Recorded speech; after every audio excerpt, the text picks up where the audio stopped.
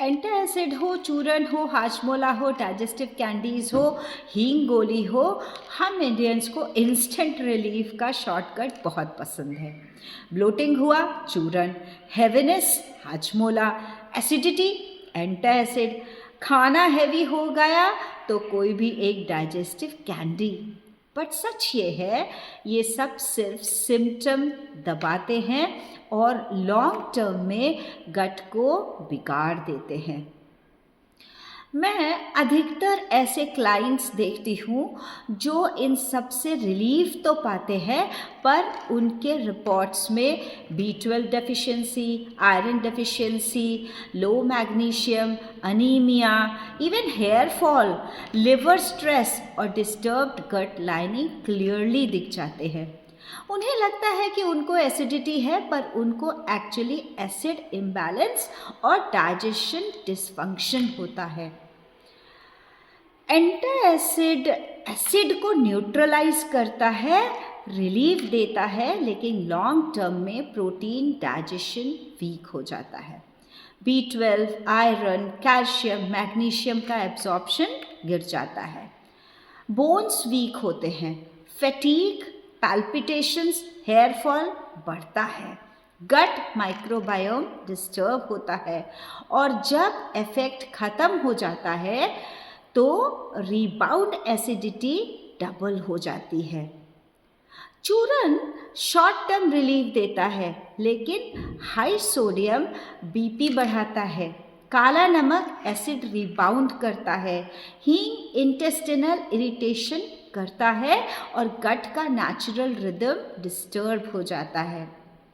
हाजमोला और digestive candies जितनी भी होती हैं, sugar, citric acid, black salt का कॉम्बो होती हैं। शुगर और सिट्रिक एसिड स्पाइक्स बढ़ाते हैं, एनिमल इरोड करते हैं, क्रेविंग्स बढ़ाते हैं, गैस्ट्राइटिस का रिस्क बढ़ाते हैं और डायबिटिक्स में इंसुलिन स्पाइक और बढ़ा देते हैं। हींग गोली और माउथ फ्रेशनर टाइप डाइजेस्टिव्स की अगर बात करें तो ये सिर्फ टेम्पररी स्टिमुलेशन देते हैं, कुछ मिनट्स का बेटर लगता है, फिर दोबारा एसिडिटी।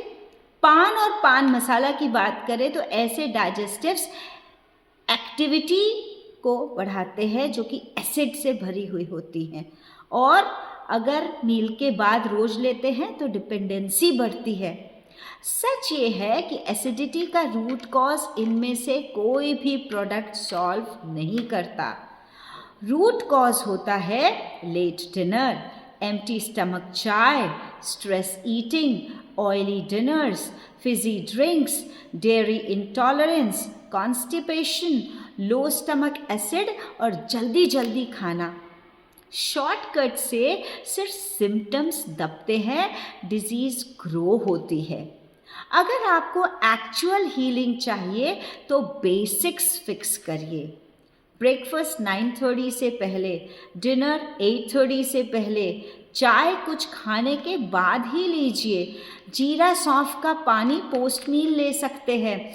हर मील के बाद 10 मिनट्स का वॉक या डांसेस जो अब होते हैं वो कर सकते हैं। Magnesium rich foods, curd, buttermilk अगर टॉलरेट होता है तो ले सकते हैं।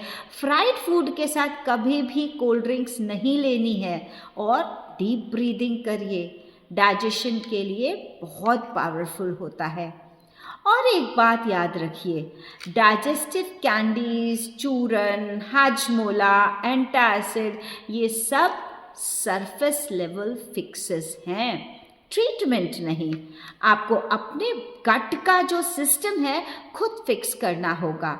आप जितना जल्दी अपने रूटीन को करेक्ट करना शुरू करेंगे, उतनी जल्दी एसिडिटी आपके लाइफ से निकलेगी।